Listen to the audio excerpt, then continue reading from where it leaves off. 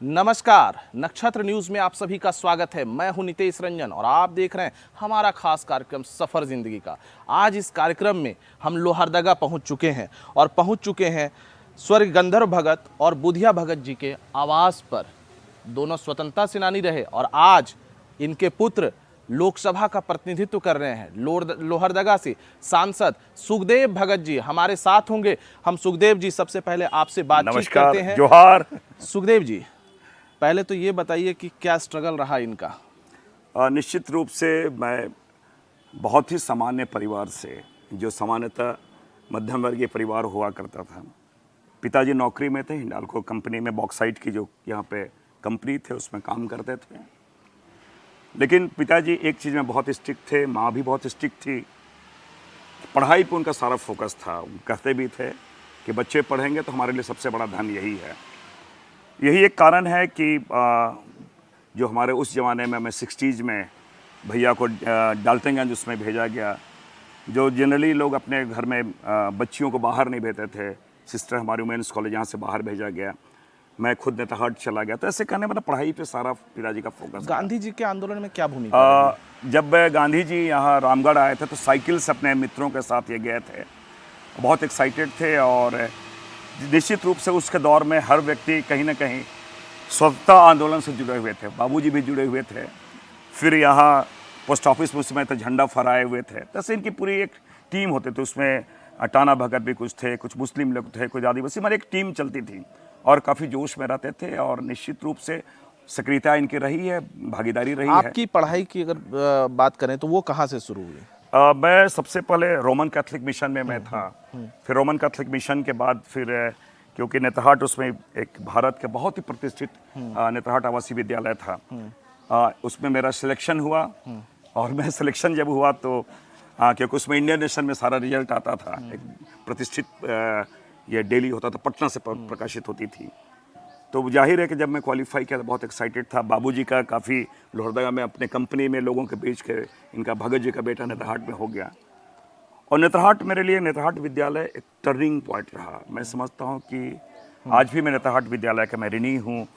आप दिल्ली विश्वविद्यालय पढ़ा, वो भी एक नया एक्सपीरियंस रहा।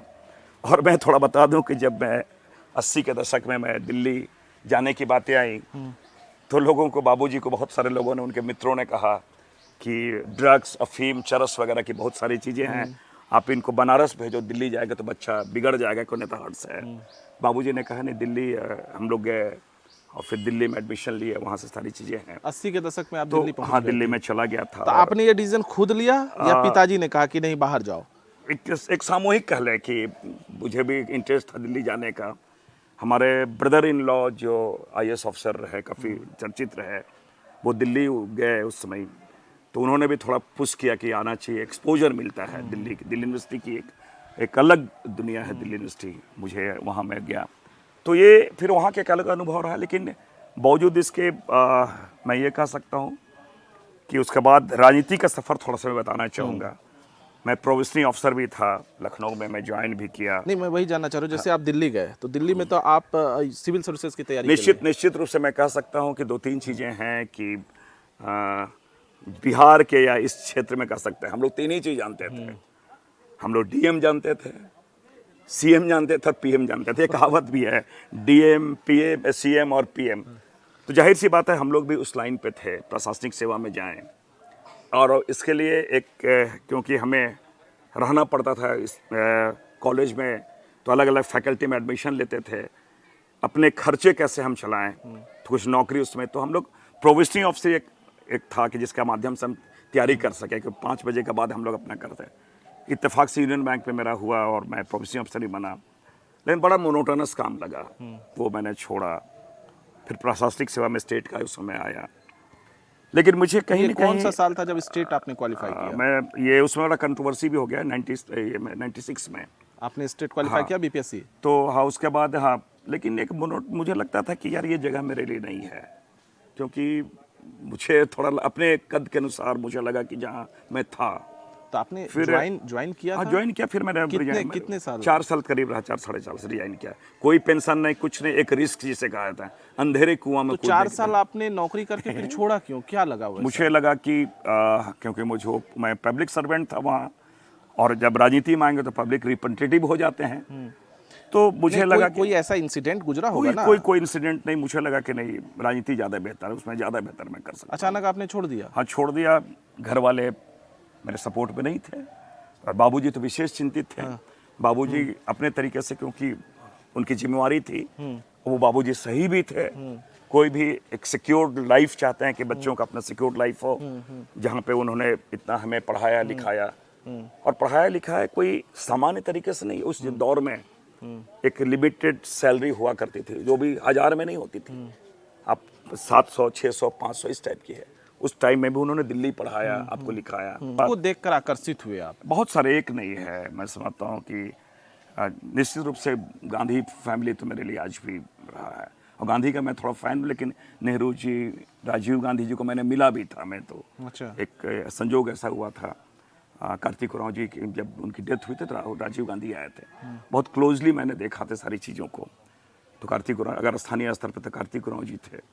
तो ऐसे एक व्यक्ति के मैंने आज भी गांधी फैमिली का, राहुल गांधी हो, प्रियंका गांधी हो, सोनिया गांधी जो, ये फैमिली त्याग की प्रतिमूर्ति है, संघर्ष की प्रतिमूर्ति है। और एक आज के दौर में इतनी स्पष्टवादी और इतने साफ सुथरे वाले लोग कम मिलते हैं। तो मैंने कहा ये तो मेरे लिए आज ही प्रेरणा है। तो मैं इंस्पायर इन सारे लोगों से हुआ है। तो ये भी है, इन चीज़ों को देखते हुए आए, और मैं बहुत सौभाग्यशाली हुआ कि सोनिया जी ने मुझे टिकट दिया, मैंने मंत्री को हराया।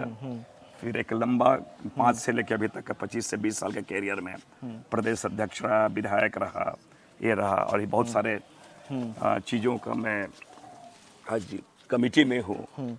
पार्टी ने मुझे, मैं समझता हूँ कि कांग्रेस पार्टी ने जितना मैं डिजर्व करता था, जितनी मेरी क्षमता थी, जितनी मेरी योग्यता थी, उससे ज़्यादा दिया पार्टी ने। और इसलिए मैंने कहा कि मैं आज भी गांधी परिवार का, मैं विशेषकर सोनिया गांधी जी का और राहुल गांधी जी का। अच्छा, प्रशासनिक और इधर दोनों में आपको क्या फील होता है? देखिए, प्रशासन मेरा रहा, प्रशासन फाइलों से चलती है, उसकी अपनी सीमाएं होती है, उससे वो इम्प्लीमेंटिंग एजेंसी है। लेकिन यहाँ है क्या कि आप पॉलिसी मेकर हो, आप पॉलिसी बनाते हो जनता के लिए, जन आकांक्षाओं के लिए। ये नीति, ये नियम इनके लिए, यहाँ के लिए ठीक है। लेकिन जो प्रशासन में है तो उन नीतियों को इम्प्लीमेंट करते हैं। दोनों में एक बेसिक डिफरेंस है, एक इम्प्लीमेंटिंग एजेंसी है और एक पॉलिसी मेकर है। तो ये इसका बहुत बड़ा कैनवास है, राजनीति का बहुत बड़ा कैनवास है, और इस पे आप ज़्यादा काम कर सकते हो जनता के लिए। जब आप राजनीति में आए तो पिताजी तो जीवित होंगे? निश्चित, मैं समझता हूँ कि वो पल मैं भूला नहीं हूँ। एक बहुत सीनियर यूपी के यहाँ पे पत्रकार थे हिंदुस्तान में, धीरेन्द्र विद्यार्थी, मैं आज वो हमारे बीच नहीं रहे हैं। जब मैं जीत के निकला सर्टिफिकेट के साथ, बाबूजी एक कोने में थे, और आज भी बड़ी आंखें भर आई। कुछ चीज़ें व्यक्त नहीं की जा सकती। उन्होंने जो फील किया, मतलब आशीर्वाद भी था और खुशी की भी थे। वो मंजर मैं आज भी याद कर रहा हूँ। आपकी आंखों में लगता है आंसू? मेरे, क्योंकि चीज़ें महत्वपूर्ण है मेरे लिए। क्या हुआ था वैसे? उनका संघर्ष, उनकी चीज़ें, और जो मैंने अचीव किया था उसमें, जो लोहरदगा की जनता ने प्यार दिया था, बहुत मायने रखता था। मैंने कहा कुछ चीज़ें व्यक्त नहीं की जा सकती, कुछ चीज़ें फील की जा सकती है। पार्टी आपने छोड़ दिया था? मैं समझता हूँ कि एक काला अध्याय है, मैं उस पर जाना नहीं चाहता हूँ। लेकिन मैं परिस्थिति के गुलाम था। मेरे पे समझिए कि भागना नहीं चाहिए था, मैं कह सकता हूँ भागना। वो सब मैं इसलिए कहूँ कि राहुल गांधी आज भी बोलते डरो मत। शायद मैं डर गया था, उनके षड्यंत्र से मैं डर गया था। मेरे पे और मेरे मिसेज पे बहुत फैब्रिकेटेड केस लाद दिए गए थे, जबकि उन चीज़ों को मैंने विधानसभा में उठाया था, और सीएम साहब ने उसमें निगरानी जांच किया था। और मुझे याद है, अभी अमित जी हैं सामने, ये उस समय जिस समय मैं नगर पालिका में उन चीज़ों को मैं कर रहा था, तो ये सामने भी थी, इन्होंने कवर भी किया था। लेकिन चीज़ें, मैंने कहा कि शिप में कुछ लोगों ने षड्यंत्र कोई फंसाना चाह रहा, फंसाने का कौन पूरा लोग चीज़ें। वैसे लोग थे? छोड़िए, मैं नहीं चाहता हूँ। जाहिर है जब भी आपकी दुश्मनी होगी तो अपनों लोगों से होगी। तो ये चीज़ें हैं, अपने वेस्टेड इंटरेस्ट कुछ लोगों का था। बहरहाल इन चीज़ों से मैं ऊपर उठा और इतना मैं कह सकता हूँ कि मैंने इसलिए कहा कि गांधी परिवार बहुत विशाल हृदय के मालिक हैं। उन्होंने सारी बातों को भूला, मुझे फिर टिकट दिया, मैं जीता और ऐतिहासिक विजय। आज़ादी के बाद इतने वोट से कोई जीता नहीं था। लोकसभा सदन जब पहली बार गए, क्या फील हुआ? देखिए, मैं एक बात जरूर कहना चाहूँगा। जब मैं पहली बार गया तो पहले दिन जब सोनिया गांधी जी ने अध्यक्षता में सेंट्रल हॉल, पुराना सेंट्रल हॉल में उन्होंने बुलाया, तो वहाँ मुझे याद था कि 14 अगस्त 1947 को नेहरू जी ने यहीं से भाषण दिया था, भगत सिंह ने वहीं से बम फेंका था। जितने बड़े बड़े लोग हैं, चाहे पक्ष या विपक्ष के लोग हैं, जवाहरलाल नेहरू, मौलाना आजाद से लेके सुभाष चंद्र बोस की तस्वीर लगी थी, तिलक जी की तस्वीर लगी थी, वाजपेयी जी की तस्वीर लगी थी, राजीव गांधी जी की, इंदिरा जी की, ऐसे मैंने पक्ष विपक्ष दोनों को तस्वीरें लगी हुई थी। मैंने लगा कि इस परिवार का मैं हिस्सा बन गया था। बहुत गर्वान्वित करने वाले पल थे, रोंगटे खड़े हो गए थे। 24 जून को जब ओथ लेने की बातें आई तो मैं देखा कि चाहे राहुल गांधी जी हों, चाहे वो अलग अलग, अगर आप समझ लें बिजनेस वर्ल्ड के, वहाँ नवीन जिंदल जी थे, कुछ कोई सीएम के बेटे, कोई गृह मंत्री के बेटे, उनके परिवार के कोई अध्यक्ष के, और मैं साधारण लोहरदगा का आप देखे होंगे, ये जिसे कहा जाए कि खपड़ा घर, जिसे हम लोग लोकल पुराना पुश्तैनी घर, गंधर्व भगत का बेटा, जो सामान्य पर, जो नॉन पॉलिटिकल फैमिली का। मैंने पहला काम किया, मुझे याद है कि कंगना रनावत वो ओथ ले रही थी। मैंने उस समय से शब्दों का ध्यान दिया ना थोड़ा। एक ओथ के लिए एक पेपर दिया जाता था कि संविधान की शपथ जो है, मैंने उन शब्दों को एक बार पूरा किया और मैंने संसद में पहली बार जब संविधान की शपथ ली, बिना किसी पेपर के, बिना किसी सहयोग का, जिसे कहा जाए सारी चीज़ों को मैंने बोला और सरनामा के नाम पर शपथ लिया, जो अपने आप में काफ़ी वायरल हुआ था, जो मैंने वायदे भी किए। तो ये मेरे लिए गर्वान्वित करने वाला पल था, एक कॉन्फिडेंस को बढ़ाने वाला पल था। कंगना रनावत को आप फॉलो कर रहे थे क्या? नहीं, फॉलो नहीं, क्योंकि अल्फ़ाबेटिकली चल रहा था। तो हिमाचल प्रदेश की थी, उसके बाद ये झारखंड आता। तो मैंने उसी टाइम में थोड़ा, क्योंकि चीज़ों को मैं देख रहा था, इस तरह के लोग हैं, वो बातें आई तो मैंने मार्क किया। ऐसे और लोग भी थे, लेकिन मैंने उस समय से मार्क करना शुरू किया एग्जैक्ट वर्ड क्या है। सुखदेव भगत आज भी पूरी तरह से फिट नजर आते हैं, इसका क्या राज है? रोज दिन क्या कुछ करते हैं आप? कोई एक साथ नहीं, लेकिन आप हंसिए, मुस्कुराइए, लोगों से मिलिए। मैं समझता हूँ, और आप लोग हैं इस प्रकार का, ये मेरे लिए, मैं समझता हूँ मीडिया मेरे लिए बहुत आज भी दोनों चीज़ें हैं। वो सचेत भी करती है, अंकुश भी लगाती है, और आपको प्रोत्साहन भी देती है। आपकी चीज़ें आती है, लोगों के बीच आती है। खेलने का शौक था क्या? हाँ, मैं स्कूल का फुटबॉल का कैप्टन था, नेतरहाट विद्यालय का। फुटबॉल में खेलता था, 2-3 खेल, लेकिन फुटबॉल मेरा सबसे प्रिय खेल रहा है, और फॉरवर्ड से खेलता था। अभी रुकेंगे एक छोटे से ब्रेक के लिए। ब्रेक के बाद जब वापस आएंगे तो सुखदेव भगत जी की धर्मपत्नी हमारे साथ होंगी, और इन्होंने जो कहा अब उनसे बातचीत करेंगे कि सही मायने में घर के अंदर इनका व्यवहार कैसा रहता है और बाहर कैसा रहता है। इन तमाम चीज़ों पर इनकी पत्नी से बातचीत करते हैं।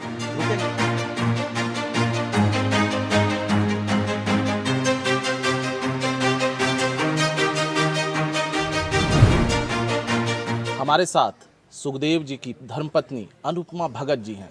अब हम उनसे सीधे जुड़ेंगे और उनसे जानेंगे सुखदेव जी के विषय में, कैसा व्यवहार रहता है इनका। व्यवहार नॉर्मल, एक हस्बैंड वाइफ जैसा रहते हैं। यानी गुस्सा करते हैं? गुस्सा तो देखिए जाहिर सा बात है कि सभी लोगों में गुस्सा रहता है, किसी को ज्यादा रहता है, किसी को कम रहता है। राजनीति में जब ये बाहर से आते हैं तो घर के अंदर एक होता होगा ना कि सारा तनाव उतार देते हैं पत्नी पर ही। वैसा तो नहीं होता है, मतलब स्वाभाविक वैसा भी नहीं कहा जा सकता है। कभी हो गया, कभी ना भी हुआ, कभी कहीं कुछ हुआ है तो आकर के बताना। तो मेरा कहना है कि आप अगर घर में आकर परिवार के साथ, अब तो बच्चे इतने मैच्योर हो गए हैं कि बच्चे हो गए, फिर हमारे साथ हो गया, कि आप अगर बाहर का कोई टेंशन भी है तो आप अगर घर में डिस्कस कीजिएगा तो ऑटोमेटिक है कि थोड़ा मेंटली आपको सेटिस्फाइड या शांति बोलिए वो मिलता ही मिलता है। आपके फादर क्या करते थे? मेरे फादर सेल टैक्स में थे। शादी कैसे हुई? लव मैरिज था? नहीं, अरेंज मैरिज। पक्का? बिल्कुल अरेंज मैरिज। अरेंज मैरिज है। Arrange marriage. तो देखने गए थे एक दूसरे को? माने अरेंज मैरिज भी था तो पहले एक होता है ना कि भाई देख लो, ये बतौर, अगर हाँ, अगर आप बताएं, अगर आप हाँ, फीडबैक अगर दें यही तो पहले मैम, हाँ, देखिए बचपन से मेरा ओरिजिनल नानी घर यहीं है। ठीक है, लोहरदगा इनका नानी घर। हाँ, इनकी कहते हैं बड़ी सिस्टर हो गई, फिर मेरी मदर हो गई। इन लोग अच्छी अपने समय में सीनियर जूनियर थी, लेकिन फिर भी एक अच्छा फ्रेंड, मतलब उन लोग दोनों अच्छे फ्रेंड। ठीक है। और एक तरह से कहा जाए कि एक जैसे हमको कभी देखे थे या नहीं देखे थे, तो मुझे लगता है कि मेरे जन्म के टाइम से आप देख रहे हैं हमको। तब तो इसका यार पहले से देखे थे, अब आप बताइए। लेकिन कभी वैसा नहीं था कि हम लोगों के बीच में कभी ऐसा नहीं हुआ कि, लेकिन ये कहाँ हम कहाँ, इनकी परवरिश नेतरहाट में पढ़ाई लिखाई, दिल्ली में पढ़े लिखे, और मेरे फादर सेल्टिक्स में थे, तो जाहिर सा बात है कि हम कभी धनबाद, कभी हजारीबाग, कभी टाटा, इस तरह से घूमते रहे। तो कभी यहाँ बचपन तो बीता नहीं, इसलिए हम लोग कभी एक दूसरे तो के संपर्क में आए बतौर सीईओ शादी हुई थी या नहीं। बैंक में? प्रोबेशनरी अफसर। प्रोविजनल अफसर में? प्रोबेशनरी अफसर मैं लखनऊ में था। जब मैं प्रोबेशनरी अफसर था लखनऊ में, और यूपीएससी चल रहा था, मेरा तैयारी वारी पूरी चल रही थी, क्वालिफाई भी कर रहा था, और मेरी शादी हुई, और मैं तो शादी के बाद भी क्वालिफाई किया था। क्या सपोर्ट करती थी ये आपको जब आप पढ़ाई करते थे? सपोर्ट, मैंने कहा कि जब यूपीएससी की तैयारी करते थे, पीटी क्वालिफाई किए, बहुत बार जब हॉस्टल छोड़ के यहाँ, क्योंकि घर जब आ जाता, यहाँ से भी मैंने तैयारी की है, एक्सपोजर मिला था, सारे कोचिंग संस्थान हो, चाहे अपने मटेरियल थे, तो जाहिर है 1-2 बजे है तो मैं कहता तुम जगो, तो जगती थी, बात भी कर लेते थे। 2 बजे हुआ तो चाय पिलाओ, कुछ चाय बना के। तो मैंने कहा कि हर कदम पे ये सपोर्ट मिला है। और आज भी जो मैंने कहा कि जो इस बार अगर 1.5 लाख की वोट से हम जीते हैं, इनकी अपनी टीम, इनका अपना कॉन्टेक्ट, अपने तरीके से रणनीति, बच्चों का अलग से था, तो एक पूरी फैमिली इन्वॉल्व हो जाती थी। शादी की बात हमने की, शादी से पहले ठीक है देखा होगा आपने, लेकिन क्या उससे पहले एक बार जब शादी फाइनल हो गया तो एक बार मिलते हैं, ये हुआ था क्या? नहीं, मैंने आपको भी नहीं लगा कि एक बार मिल के देखना चाहिए कि कैसे? नहीं, ऐसा कुछ नहीं हुआ था। और जब शादी फाइनल हो गई, कोई देखने की बातें नहीं। देखिए, हम लोग कहा कि हमारे यहाँ 2 चीज़ थोड़े बता दें। ट्राइबल में यहाँ पे लड़की नहीं आते हैं लड़के के पास, जनरली जो अमूमन होता है, यहाँ लड़के वाले लड़की के पास जाते हैं, और ब्राइड प्राइस होता है। हम सो कॉल्ड तथाकथित रूप से सिम्बॉलिक ही सही, अगर जो दहेज भी अगर सो कॉल्ड दहेज कर लें तो हम लोग देते हैं, लड़का लोग लड़की लोग को देते हैं। आपने क्या दिया था? नहीं, उसमें कुछ नहीं, वो बहुत कुछ नहीं, सिंपल होती है, वो normally नॉर्मल होता होता है, है। जैसे साड़ी वाड़ी आप ऐसे करके ये चीज़ें परिवार के चलती लोग, है। जैसे लड़की वाले लोग बोले, हाँ, जैसे बोलता है लोग लोकल लैंग्वेज में, सारा धोती, सारा साड़ी, सास साड़ी, इस टाइप का बहुत सिंपल सी चीज़ें होती है। जब जॉब छोड़कर ये राजनीति में आने का इन्होंने मन बनाया, उस वक्त आपने रोका या नहीं? नहीं नहीं नहीं लगा नहीं कि एक अनसर्टन लाइफ की ओर हो सकता है जाएं? लगा, लेकिन हमको लगा संभाल लेंगे हम लोग। हाँ, ये मुझे याद भी याद है, मेरे जब मैं एक ऑफिशियली रिजाइन करके आया था, मैं सबसे पहले मैंने इन्हीं को कहा, ये थी, हो गया इनका यही वर्ड, हो गया चलो ये। और एक बात और मैं बता रहा हूँ, इस बार के चुनाव में, जो लोकसभा के चुनाव में, इन्होंने वेरी फर्स्ट डे से, मैं बहुत नर्वस था कि अलायंस का बहुत सारे पार्टनर कोई लड़ रहे हैं, कोई पार्टी में बहुत सारी, आपको ही पता है राजनीति में जो चलती है। मैं थोड़ा सा नर्वस भी था, मेहनत कर रहा था कि नर्वस था, लेकिन ये वेरी फर्स्ट जैसे ये कहती थी कि तुम जीत रहे हो। इंट्यूशन कह ले, ये कह ले। मैं थोड़ा सा मैं आश्वस्त किया था। थोड़ा न्यूमरोलॉजी की बात है, कोई 4 तारीख और 13 मेरे लिए दोनों लक्की है। 13 अगस्त मेरा जन्मदिन है, 13 मेरा नाम का है, इनका जो है सब, तो मैं थोड़ा था कि हाँ, एक ये और एक व्यक्ति और मैं नाम दूंगा, राजेश रुद्रा। ये दोनों बोलते हैं भैया जीत रहे हैं, क्यों आप इतना परेशान हैं? तो मुझे लगता था पता नहीं ये ऐसे मेरा मन रखने के लिए, लेकिन ये दोनों मैं कहता हूँ सबसे पहला था, आराम से जानो तुम जीत रहे हो। आपको भी राजनीति में दिलचस्पी बढ़ गई धीरे धीरे? पढ़ी तो नहीं कहा जा सकता है, लेकिन अब पॉलिटिकल हस्बैंड है, पॉलिटिक्स में है, घर का माहौल वैसा है, तो ना चाहते हुए भी कभी कभी होता है ना कि हाँ हो जाता है। तो राजनीति में आने का जब मूड बनाया था, आपने इनको कहा या इन्होंने आपको कहा? पार्टी ने कहा इनको, बस रिफ्यूज की थी। अब ये मैं बताऊं, मुझे याद है उमंग सिंघार जी आए थे, और एक जनरल सेक्रेटरी रविंद्र सिंह जी, वो आए थे इनसे कि आपको चुनाव लड़ना है, तो इन्होंने कहा कि मुझसे आप किचन का काम करा लो, ये काम नहीं होगा। लेकिन क्योंकि जब विधानसभा हम लोगों ने घेराव किया था, कि काफ़ी महिलाओं के साथ ये पहुंची थी, तो ये आरपीएन सिंह उसमें प्रभारी थे, उन्होंने पूछा ये कौन लेडी है, ये किसकी भीड़ है, किसकी भीड़, इतनी भीड़ यार, कौन है ये बताओ क्या है। फिर उन्होंने मजाक से मैं कहा आप तो गए हो, मैं अध्यक्ष था, वो मेरी कैंडिडेट अनुपमा भगत हो गई है। ये बातें ऐसे शुरुआत हुई, फिर उन्होंने ही भेजा था, प्रभारी ने भेजा कि ये इसका चुनाव लड़ेगी, म्यूनिसिपल कॉर्पोरेशन का चुनाव लड़ेगी है, और हमसे ज़्यादा वोट लाई थी टाउन में। मैम, खाना बनाने का इनको कोई शौक? ना, बिल्कुल नहीं। बिल्कुल नहीं? बिल्कुल नहीं। खाने का तो शौक होगा? खाने का शौक भी बहुत ज्यादा नहीं है, कुछ अच्छा सा चटपटा सा चीज मिल जाए। तो आपके लिए आज तक इन्होंने कुछ भी बनाया है या नहीं? बोले ना बिल्कुल शौक नहीं है, तो जाहिर सा बात है वो भी नहीं मिला। अभी तक कुछ नहीं बनाया? नहीं, मैंने बनाया नहीं। सिर्फ अगर चाय। आप मेरे से आप चाय। बर्तन साफ करा लो, मैं कर लूंगा। मुझे साफ सफाई में मैं कर लेता हूँ, लेकिन थोड़ा खाने बनाने में मुझे परेशानी है। लेकिन उसके अलावा आप जो भी काम मुझसे करा लो, मैं कर लूंगा। लगता है एक बार कम से कम चाय बना के पिलाएंगे ही, अब हमको लगता है चाय एक बार तमाम दर्शक लोहरदगा की जनता भी देख रही है भाई अभी तक आप चाय पिलाए नहीं है, तो एक बार चाय वो पिलाइए। हम तो उन्हें तो हम प्यार पिला रहे हैं। चाय की बात जैसे आप बोले ना, तो एक बार ऐसे ही मेरी तबीयत खराब थी और इनके एक फ्रेंड आए हुए थे, तो बोले हर समय भाभी चाय पिलाती है, तबीयत ठीक नहीं है, आज चाय पीने का मन कर रहा है। तो बेलू भैया, बेलू जी नाम है उनका, तो बेलू भैया थे, बोले कि सुखदेव चल तो आज तू चाय पिला। बनाने सकोगे? क्या बात करो, नहीं सकेंगे, हो जाएगा, चल पिलाओ, तो होता है ना कि चलो। हाँ। तो वही चाय बनाए थे और भगवान की दया से अच्छी चाय बनी थी। अच्छा, अच्छी चाय बन गई थी। खाने ले गए हैं? हाँ, फिल्म देखने हम लोग गए हैं। गाने का भी इनको शौक है? हाँ, गाना तो हमसे अच्छा गाते हैं। गाना अच्छा आप भी गाती हैं? नहीं, हम तो नहीं गाते हैं भाई, आवाज सुन लीजिए। इसके लिए कौन सा गाना अभी आप गुनगुनाएंगे? मैं तो कहता तुम आ गए हो, नूर आ गया है, आंधी का फिर वो, इससे अच्छा क्या गाना था, गुलजार की लिखी हुई है। मैं समझता ये अच्छे से गुनगुना दीजिए।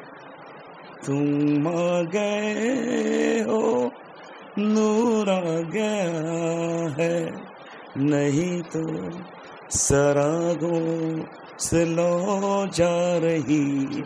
आवाज अभी, क्योंकि कल भाषण हमने दिया है, पूरा गला चौक है। मैडम, अगर इनकी बुरी आदत हो तो कौन सी बुरी आदत ऐसी लगती है जो ये आपको लगता है कि नहीं यार ये चुभन है, ये अच्छा नहीं है? जाहिर सा बात है, गुस्सा ही होगा, क्योंकि गुस्से में देखिए आदमी कुछ ऐसा बोल जाता है या लगता है कि मतलब जैसा रहता है गुस्सा, किसी के लिए भी गुस्सा ही सबसे पहला रहेगा। हम तो चाहेंगे कि बस तुम गुस्सा मत हो, गुस्सा खत्म हो जाए। हाँ। सबसे ज्यादा गुस्सा का कोई दिन याद है कि सबसे ज्यादा आए हो किसी बात पर इन्होंने दे दिया हो, आप ही को याद हो? हाँ, मुझे याद है कि ऐसे कोई बात हुई थी, बहुत छोटी सी बात, और मुझे लगता है गलती मेरी थी। कोई बात हुई, उन्होंने कुछ कहा, वो खाने का बर्तन था, मैंने ऐसे डाइनिंग टेबल से नीचे कर दिया। उन्होंने बहुत शालीनता से उठाई, साफ की, फिर बोले अन्न है, अन्न का अपमान नहीं होना चाहिए, और गुस्सा हमसे अन्न पे क्यों कर रहे हो। मुझे लगा कि यार गलती मुझसे हुई है, और ये चीज़ें हैं। मैं समझता हूँ सहन शक्ति से बहुत मैच्योर है, सहन शक्ति है। इन्होंने कहा मुझे कि लोकसभा जब गए थे तो कंगना रावत ने जब पढ़ा तो उसको इन्होंने बड़े गंभीरता से सुना, तो आपको इस सबसे डर नहीं लगता है ना कि वहाँ पर कंगना रावत जैसी फिल्म एक्ट्रेस हैं, कोई इस तरह की? वो अपनी जगह, हम अपने जगह। मैंने मन में कोई परेशानी नहीं ना, वैसे लोग आते जाते रहते हैं अपने, मैंने भरोसा है।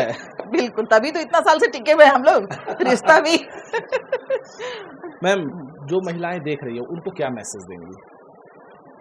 मैसेज हम उनको यही देंगे कि मतलब एक तालमेल, बहुत पत्नियों को हो सकता है कि पॉलिटिक्स अच्छा ना भी लगता हो, लेकिन हम कहेंगे कि एक तालमेल बैठा करके लोग चलना चाहिए, क्योंकि देखिए हमारी जनता, हमारे जो कार्यकर्ता, जितने लोग हमारे लोकसभा या विधानसभा के क्षेत्र में हैं, तो सभी जो आते जाते हैं उनको एक परिवार की तरह बिहेव कीजिए, क्योंकि मेरा कहते हम अगर पॉलिटिक्स में तो मेरी ताकत वही है सारे। बहुत सारे ब्यूरोक्रेट्स ऐसे हैं जो उनको लगता है कि यार नौकरी छोड़ दें या जब रिटायर कर रहे हैं तो राजनीति में आए, आपने सफलता पाई, क्या कहेंगे ऐसे लोग? मैं दो चीज़ें कहूँ, आप किसी को देख के कॉपी ना करें। यही से पूरे देश में, भारत, पूरा विश्व में भी सबसे ज़्यादा जो है वो डेमोक्रेटिक या डेमोक्रेसी जो है वही सफल है आज के दिन में। कम्युनिज्म फेल हो गई है। तो अगर आपके मन में इच्छा है, उसके लिए कोई उम्र नहीं होती है। सबसे बड़ी बात मैं समझता हूँ कि जो नौकरी में है, जो सर्विस में है, तो पॉलिटिक्स को पॉलिटिकल एसाइलम ना समझे, कोई आश्रय गृह नहीं है ये। एक डेडिकेशन चाहिए, एक निष्ठा चाहिए। मैंने कहा है ना, अभी जैसे अनुपमा भगत जी ने एक बात को कही कि गांव के लोग भी जो लोग आए, वो हमारी शक्ति है, हमारी पूंजी है। वो इलिटरेट भी हो सकते हैं, एकदम निरीह भी हो सकते हैं। उनकी बातों को सुनना, उनकी बातों को समझना, उनके साथ चलना। और मैंने कहा कि एक धैर्य संयम बड़ी चीज़ है। और मैं तो चाहता हूँ आपके पास आए, एक आशा से आपके पास आते हैं। आपके अगर विरोधी दल है, मैंने जब जीता तो मैंने कहा था इस बात को कि मैं सांसद सबका हूँ, आप आए, जो मैं कर सकता हूँ किए।